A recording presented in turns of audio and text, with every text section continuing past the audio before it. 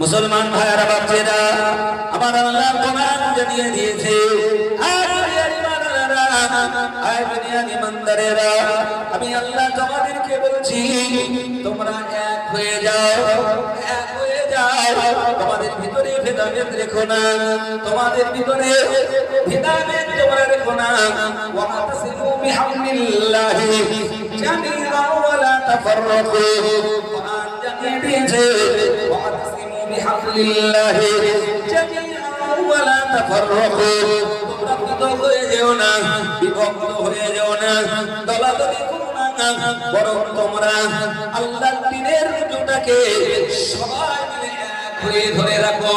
তোমরা যদি এক হয়ে থাকতে পারো, তোমাদের ইউনিটি, তোমাদের ইমান থাকলে এই পৃথিবীতে তোমাদের উপরে আমি আল্লাহর সাহায্য আসবে আর বিজয়টা